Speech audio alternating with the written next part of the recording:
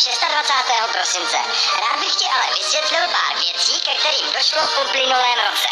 Pln očekávání jsem ti asi před měsícem napsal dopis, ve kterém jsem tě prosil o horské kolo, elektrický vláček, kolečkové brusle a fotbalový dres.